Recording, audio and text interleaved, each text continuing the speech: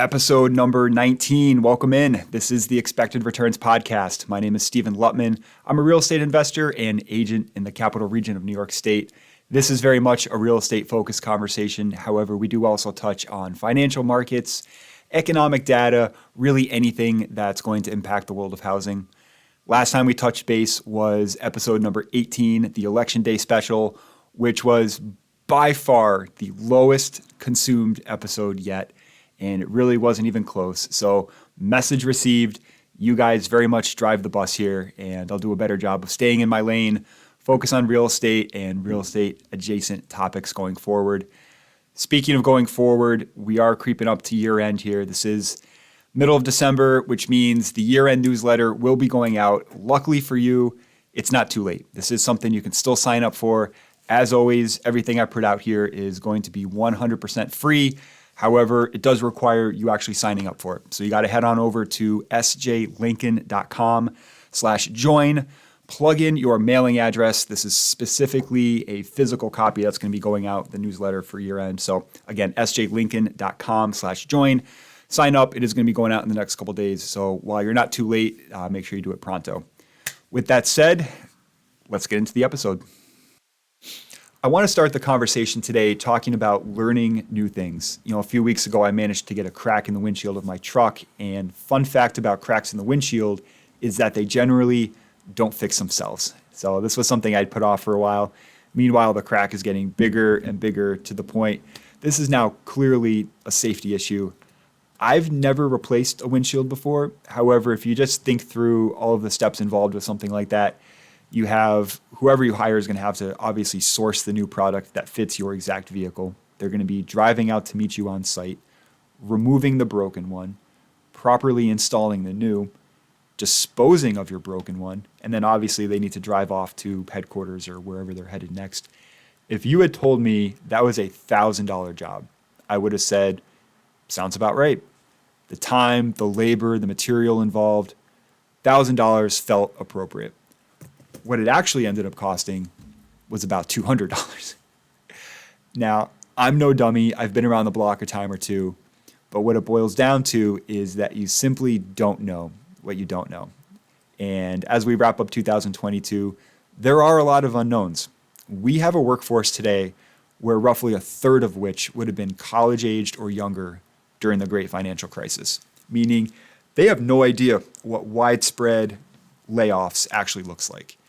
And only 10% of people working today would have also been doing so in the early 1980s, which is the last time we had inflation at these levels, meaning almost none of us have any idea the long-term ramifications of high inflation actually look like in practice. General consensus is that the unemployment rate next year will be somewhere in the mid-4s, so millions of Americans will be losing their jobs over the next few months. And we also know that going back all the way to the spring, job vacancies have also been shrinking. Those who are going to be seeking employment are going to have a smaller pool in which they can apply. Now, it's not all doom and gloom. Realtor.com has projected capital region housing prices will increase roughly 4% next year. We live locally here, close by to folks like Regeneron, Global Foundries, Plug Power, folks that are working on not only really interesting products, but stuff that's also really, really important as well. And we also never want to forget that we do live in a country of democratic elections, widespread access to vaccines, extremely low poverty rates. These are characteristics that hundreds of millions of people will never be able to say they live under. Next episode, we are going to touch on goal setting. But for the time being, I think it's important just to take a deep breath. Yes, there's a lot we don't know.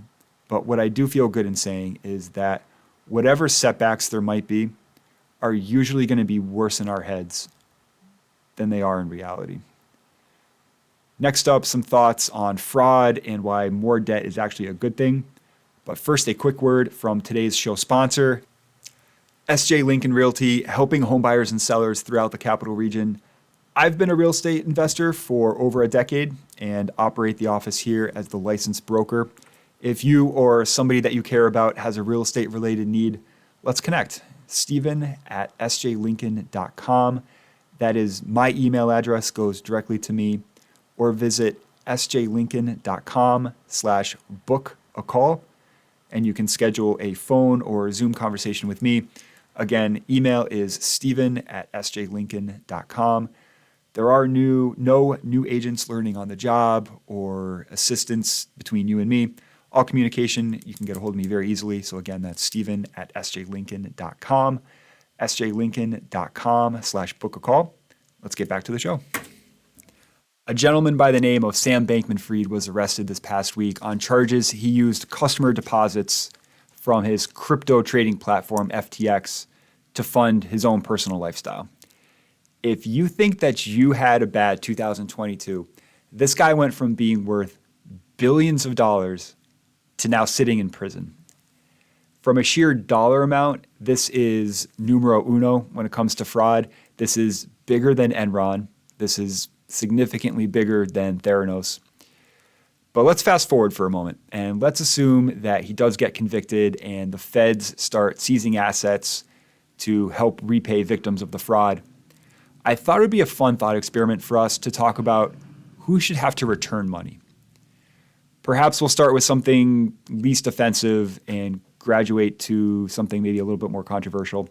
Miami-Dade County has a basketball arena where they entered into a naming rights deal with FTX last year. They've reportedly collected $20 million so far on that naming rights deal. Should the municipality, and a quick side tangent here, this arena is owned by the government and it's generating revenue. Versus in New York State, we're funding hundreds of millions of dollars to build the new Bills arena, but it's going to be owned by a rich guy. The politicians that negotiated this deal should be locked up right along with this SBF guy. This is absolutely criminal behavior. But regardless, should Miami-Dade County be responsible for refunding money? Should the government be benefiting when civilians are suffering? Now let's turn to spokesmen. So we have Tom Brady, Giselle, both were spokespeople. Kevin O'Leary, for anyone that watches Shark Tank, you'll know him as Mr. Wonderful. He's come out publicly and said he was funded $15 million by FTX to be a spokesperson. Should they return money? If you are being paid, whether it's a crypto trading platform or McDonald's or Nike, you as a citizen, what responsibility do you have to look into where the source of money is coming from that you're getting paid from? How about you're running for public office? Last election cycle, SBF donated $40 million to Democrats that were running for public office. He said he's done similar for Republicans as well. So we could easily be close to $100 million of political donations. If it's discovered that stolen money was donated to your campaign, the very people you're elected to protect, should you then be required to return that money? What if you can't, right? Because a lot of these politicians are using this money for advertising to get the word out. The money's probably not there. What responsibility as a politician do you have to source the money that's coming into your campaign? And last, at its absolute peak, FTX had roughly 300 employees on its books. And during that time, billions of dollars were being swept from customer accounts into, God knows where. Let's say as an employee, you knew something nefarious was going on, but you didn't do anything to stop it. Or maybe you suspected something was going on. You felt, this doesn't quite feel right. What if you knew absolutely nothing, but the pain that your employer distributed to the universe is caused suffering of thousands of customers? What responsibility as an employee do you have before you start employment somewhere? What vetting should you be doing of where you're going to work? There's a very interesting phenomenon happening in markets at the moment where deposit rates are higher than loan rates. Black Knight is a data analytics firm that specializes in real estate. They recently found that homeowners with a mortgage 2/3 of which have one with a rate below 4%, versus, as of today's recording, the 1-year US Treasury is paying 4.75%. I am not in the business of talking people out of making extra principal payments on their mortgage. It is a smart thing to do. But the reason I bring up this topic is because I do want to make people aware there are other options available. This conversation has less to do with the spread between the two.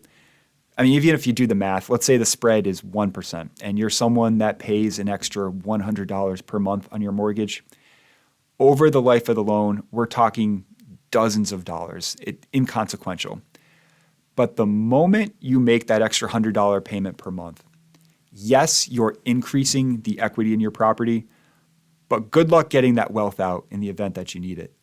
That type of equity, that type of wealth you're creating is known as illiquid, meaning it's extremely difficult to turn that into cash. Versus what we talked about earlier, US Treasuries being the most liquid market on planet Earth, you need to get some cash on your hands. That's extremely easy to do. I know for a fact that the listenership of this program is overwhelmingly talented, hardworking, smart people, but even high performers experience times of distress. Having liquidity can be the difference between a temporary setback and a life-altering event. We'll get out of here today with this. Thank you to you, the listener, the viewer. More people consume the show today than they did at the start of the year. That makes me feel great. Yes, I want to continue growing the audience. However, equally as important is making sure the audience I already have stays alive. So please make good decisions this holiday season. If you ever want to chat, get a hold of me, Steven@sjlincoln.com. That's my email address. sjlincolnrealty on Twitter, Facebook, YouTube, Instagram.